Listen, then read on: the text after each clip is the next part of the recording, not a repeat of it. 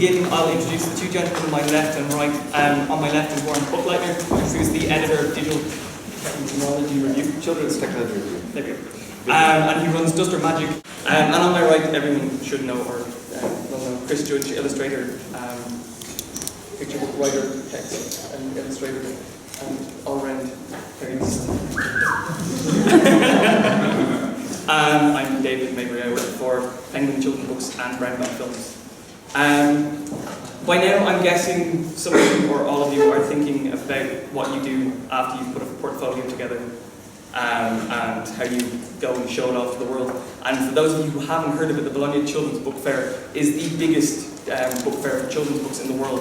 It happens once a year, usually in March, the second last or last weekend of March, where publishers, agents, representatives of all sorts of children's books, entities and entertainment brands attend from everywhere in the world. I'm trying to explain, get my head around how big it is. There are 4 airport hangars which just fill with every brand and every picture book, every children's book that you've ever thought of, from 0 up to the early 20s, for ages, 0 up to early 20s. Chris went to Bologna 2 years ago? Yeah, 2 years. Which was his first trip as a kind of, I want to write an illustrated book, or I have written an illustrated book. I had my first book published, so myself and Ali, who was on the last panel here, went over kind of on behalf of IGI, of Irish Illustrators, to suss it out and talk to other illustrations that were similar to the one we had. And at the same time use the opportunity to kind of, work out how it would work on a personal level for illustrators, just going over there. And it was terrifying. And inspiring. Very much so, yeah. Warren goes every year as a representative of digital media, new media, and I've attended for Children's Books Ireland as the editor for English Magazine for the last 5 years. For next year, for the first time, I'll be going as an actual corporate publisher person who has a genuine remit to be there, which is quite terrifying. So I guess I'm going to annoy Chris for a few minutes because Warren has a presentation. Do you want to start with that? Whatever you want. Well, just so you get an idea of how big this is. While we have this connection, I think it'd be good to show the Illustrators wall. Maybe you guys could comment on that, because one of the wonderful things about the fair is that it brings people from all over of all different abilities. So the next J.K. Rowling could be walking around age 19 or 20. There's a lot of starving artists. They just pay the entrance fee at the door. And you can come in and you can put anything. There's sort of this big white wall that goes on for 100 meters. And you can stick things up, and some of them are very creative, 3D and all things. Some of them are absolutely gorgeous. I mean, it's the first thing you see when you walk in through the main hall is this massive square wall of illustration from everywhere in the world. Oh, it's mind-boggling, yeah. And it also makes you realise how futile and insignificant so many incredible artists are when they put up these A4 and A3 pictures, and then they're swamped a day later by 3 more who are covering. It's like when you peel back those old advertising posters and you just see, in the space of 3 days, everyone's work just gets torn apart and covered over. It's called there's the wall.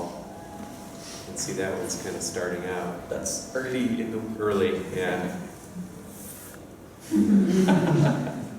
That should be the poster version. That's how I felt after the first time. The fair is part of Bologna, the city of Bologna, which is a medieval city. And for me, coming from the United States, it's sort of like paradise. To walk on these streets where you see this, the way the light goes. Almost 80% of the streets are covered. And the other thing people may not know is that the fair is sort of in the DNA of Bologna. 51 years ago when it was started, the exhibition center owns and runs only 2 of the fairs that are held there. So it's in a huge facility, and they do construction and cosmetics and automobiles. The fair only owns and runs 2 of them. One is on illustrations, and the other is the book fair. So the book fair is very endeared it's really part of the city and the government, the people.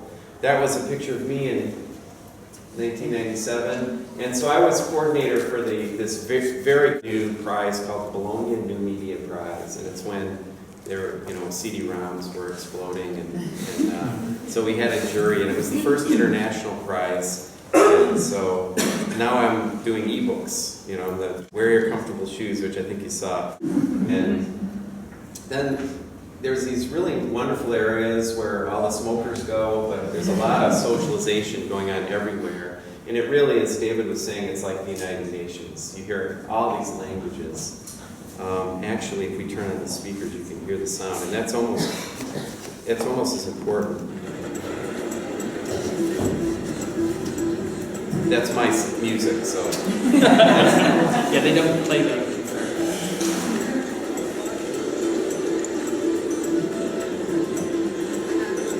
Now I'm coming into the central area, and you can see this really wonderful place called the Illustrators Cafe. And there's always sessions there, and the schedule is published in advance. And I'm peeking around, and there you'll see some of the best sessions going on. There's a lot of show and tell, people showing things, and Bologna is the home of the tortellini, and the cuisine and the nightlife is really wonderful. You guys should talk about that. I didn't go out after school. No, we went to Malahide. Did you really? No. No, we'll get to that in a minute. Okay. The other thing you should do is be if you can afford it, you go to the Diana. That's on Independencia, which is the main street that goes from the central part to the fair. And bus 35 or 38 is the one that takes you to the fair. Yeah. Oh yeah, there are. I would. There are so many better places to eat. There are. Food capital of. I agree. The other thing to know is the fair itself is not in Bologna, it's on the outside. So study that well, and that's why you should know the bus system.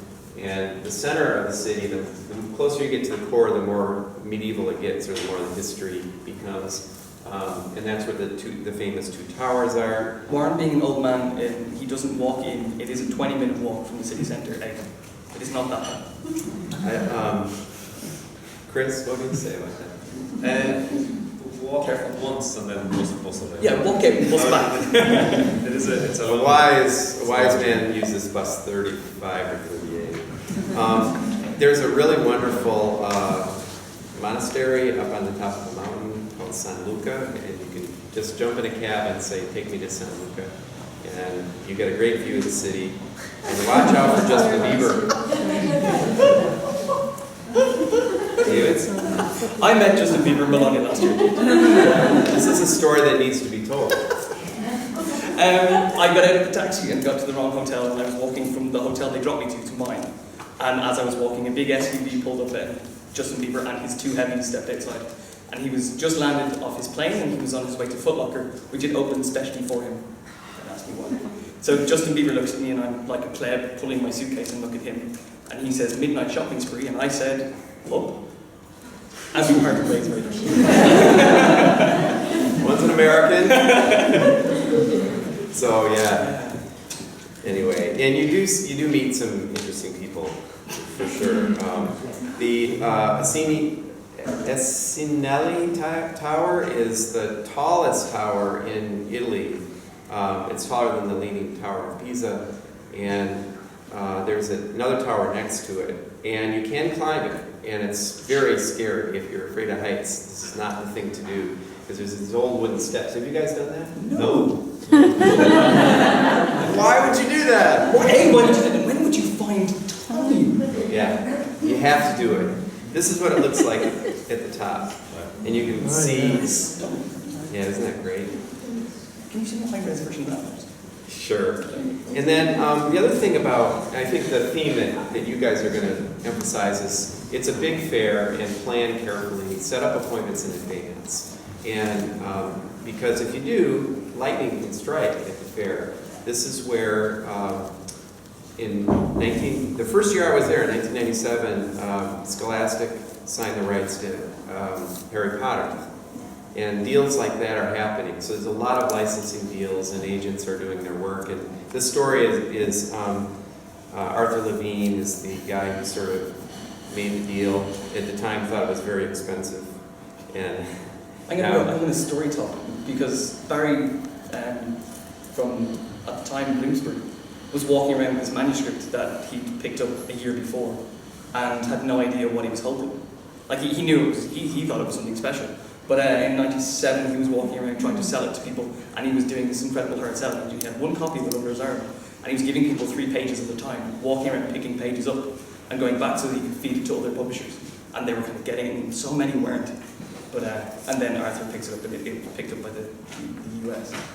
So, and then one time I was sitting there, and a whole squadron of guards came in with machine guns. And I was very concerned when I saw that. And they were pointing at me.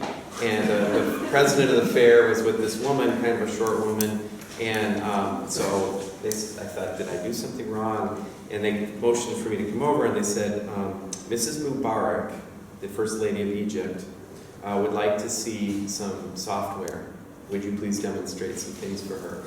And I said, of course. Come right this way. And so that was a very interesting moment. And I showed her Versailles 1685 as the interactive version.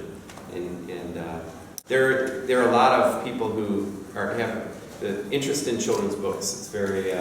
It's wide-reaching. I guess the one thing about Bologna that I'll never kind of forget is that it's a book fair, and books tell stories. So everyone who attends tends to come away with an awful lot of stories, as you are witnessing exactly. I guess I would ask, is it worth people going to Bologna if you just have a portfolio? I mean, I know Warren's kind of said, getting to see and talk to anybody at the fair itself, I mean, despite the fact that there's every publisher under the sun represented, as well as now media and entertainment companies, most likely you're not going to walk up to the HarperCollins stand and suddenly become the next Dave McIntosh, or up to, similarly to HarperCollins, and become the next Oliver Jeffers, because no one's going to want to see you. The people who attend Bologna from publishers, certainly for the English language, are rights salespeople and editors who are dealing with agents, and they have no time to sit and look through your portfolios. That said, it gives you an incredible insight into how big the industry is, and it is one of only 2 areas of publishing that is still growing and seeing massive exponential growth. And it gives you that insight. And you could get lucky like Chris Hayden and start talking to some of the agents. I mean, there's a lot of foreign language and foreign non-English publishers who do lots of portfolio assessments. I don't know, did you ever try one of those?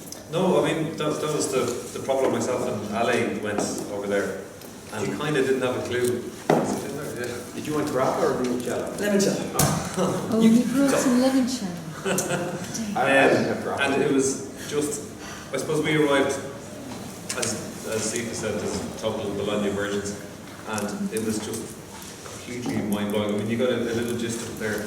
But we arrived, I found where my publisher was in this huge hall, like I'm talking aircraft hangar size, people use that as a reference. And then we were just totally blown away, and people were like, oh, I've been over to the European bit and the Asian bit. And it's the same again by 5 of these colossal things, and it's actually physically overwhelming. Like, I mean, by the end of the first day, we were just exhausted. We just had to sit down and kind of just try and absorb it. So it was and you know, and I had my first book published, and it was just like, holy shit, this is just a gigantic sea of books, and you know, you're just throwing it in like a drop in the ocean. And so that kind of, I kind of felt pretty down after the first day. Then by the second day, you know, you realise. But what you were asking there, yeah, we had no plan, and if you're going to spend the money to get there, and it is expensive to go and stay there at that time of year, do have a plan, and as Warren was saying, like arrange meetings beforehand, and because it's very difficult to just cold call into these places and they don't really want to see it. But having said that, Ale had a first draft of his book, Pablo, his beautiful book, and he just went up to one of the Spanish publishers. Well, we spoke to a few different ones, But he got a book deal there while we were there, so I was like, holy shit, it can actually happen. It does happen. Yeah. It's just, I don't want to. I wouldn't bank on that. No, I mean, don't go expecting to come back a multi-millionaire or with a 6-book deal. It's very, very, very. Yeah. It's never going to happen.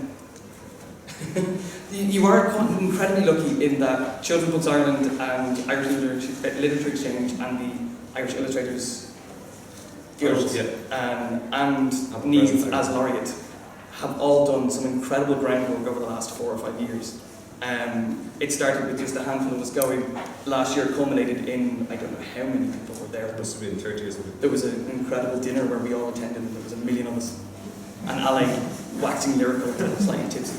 Well, that was vital for us. I mean, having all of you guys there, and I mean, I was introduced to so many people. There is now a massive support network of people who go and who know people. I mean, we now know how it works. It's taken us a few years.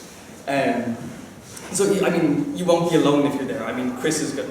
I'm saying he'll be there. He might. No, and hopefully, I mean, I mean, I don't know how much I personally gain from it, you know, with regard to my books, but it's definitely, I mean, it is a big networking thing as much as anything else. And like my publisher is Anderson Press are there, so I actually would go and hang around their stall, and they had interest from a Chinese publisher last year. And so, because I was there, they arranged for me to meet, so I met them and wrote all their names out phonetically, and they were just crying, laughing at my big, crazy writing. And but because I was there to actually meet them, they said, okay, let's do 2 of the books. And so, I mean, there is definitely positives by being there. I would think another thing is that if you have a title or a license and you're thinking of moving it into other countries, it's a great place for that. It's like the United Nations, and so you can literally step over and you're in another country. You know, there's a very strong European representation. But then if you go into the Asian section, it really is like going into another world. It's just amazing. It's like, and the difference in, not the risks that the Asians, but the Asian books are just so crazy and beautiful and nuts. And then the European side, or probably the UK side, they're a lot safer and yeah, we worry a lot more about it's development costs or production costs. Yeah, which is totally understandable. But then, you know, I brought home piles of these Korean books. It's just stunning. So another good advice is to have your elevator speech. You know, in 30 seconds, be able to present what you have. You know, a little thing you throw out and it, you know, blows up. It's there, and it really is impressive. So they can see exactly what it is very quickly. The other thing I noticed was that I could meet more U.S. publishers from someone from the United States in Bologna than I could ever dream of in the United States. So I'd walk right up and there would be the president of Highlights for Children just sitting there at the booth. And you can just approach them. And I could never, you know, you'd have to go through 3 layers. One of the high points for me was having tea with Peter Kindersley and talking about fonts. And that to me was just, you know, really a wonderful, wonderful thing. And I don't think I could have done that anywhere in his own. People get out of their own cultures in Bologna, and so you can exploit that. And outside of the kind of 9 a.m. to 5:30, 6 p.m. Meetings, it is an incredibly social thing. People go for dinners from 6 to 8, 9 o'clock, and from that point on, if you hit a bar in Bologna, you will most likely be standing beside an agent, or a publisher, or Chris. Or David. I don't drink. And before we open into questions, I do want to have a cheers. You end up drinking an awful lot of limoncello. Cheers. Good idea. Where's ours, David? I'll talk to you later. That's real stuff. It just never tastes the same when you take it home.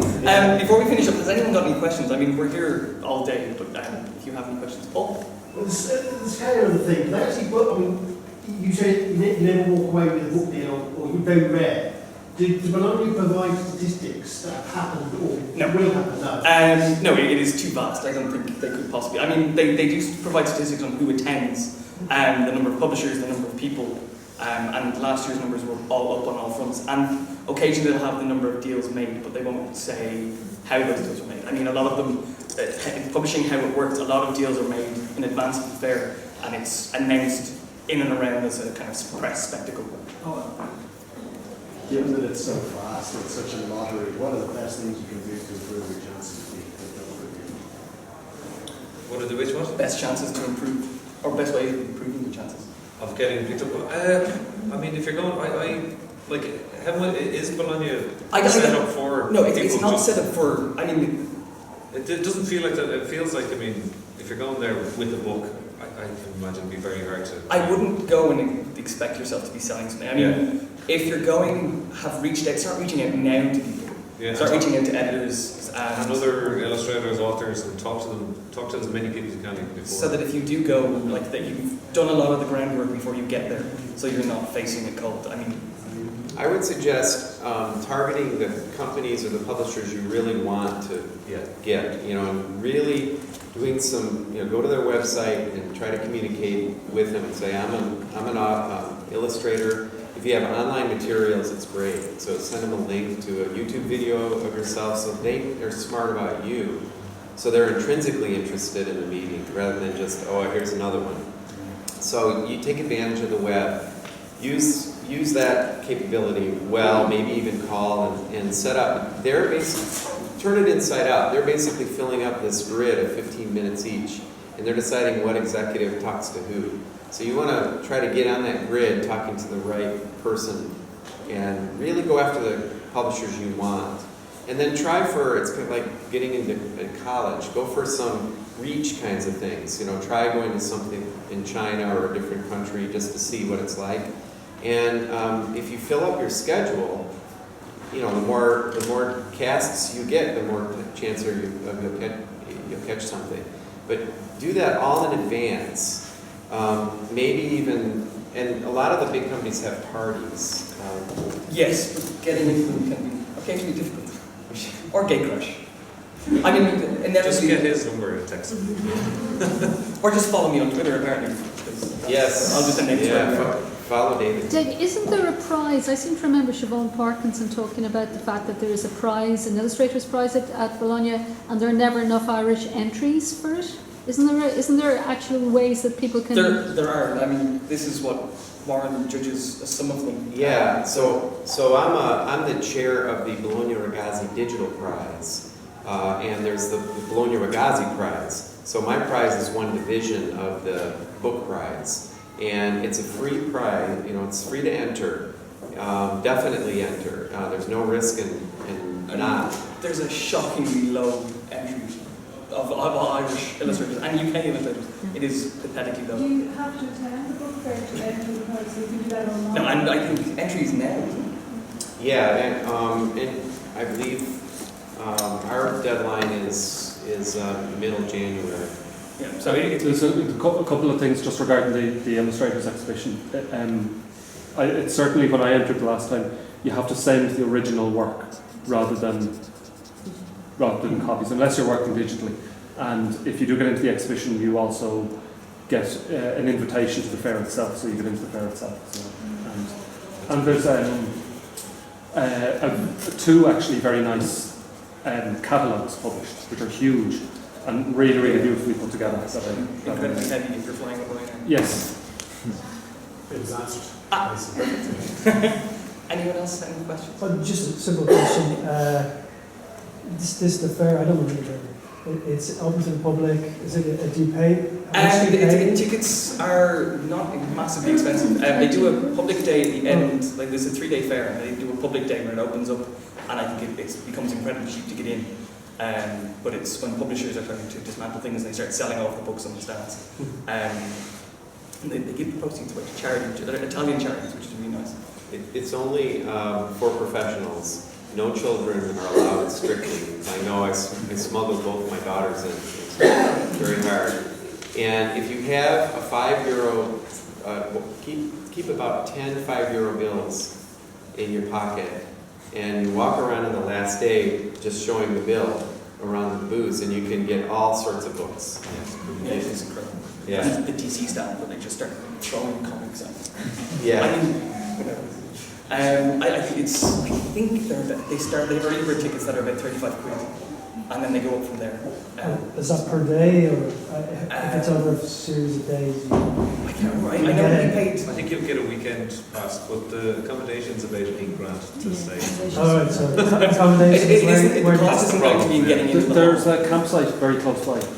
I signed a tent when I was there, yeah, very close. I know, and it's very nice as well. Chris Houghton's plan was to camp, but it lashed rain last March, and he ended up crashing in my hotel room for one night and in someone else's hotel room for another. So camping, is a great idea, but no one's staying in my hotel room. So. Anyone else? Okay, I look forward to seeing you all in Bologna next year, provided you can all stay. Oh, sorry, one other question with regard to, you're going into, actually one wonderful thing about it, partially, is that it's all these different countries, and obviously different languages you mentioned. With regard to, say, English speaker, trying to, obviously a lot is visual, but is there any attempts at interpretation for, in different languages, on the stalls or whatever? Well, most of the stalls... So you're not totally lost with regard to the meaning of a book. Most of the stalls, like the Korean stall, they speak English and so on, but they don't necessarily have English translations of their books for you. So you'll be looking at something, but it'll still be in Korean. I mean, I'll keep picking on Chris because he's the poster boy for Irish illustration abroad. His book was published in Korean first, and there was no translation of it for 2 years before Walker picked it up, which was massive and exciting. Yeah, it's a superstar. You any other closing comments on? I think everyone should go at least once just to experience it. I just don't want anyone going in raising their expectations to come out and think they're going to have a 6-book deal. I think if you go prepared and put in lots of work beforehand and have something really solid that you really believe in and that you love, I think you'll have a lot better chance. And come see me. I usually hang around the digital cafe. So, yeah.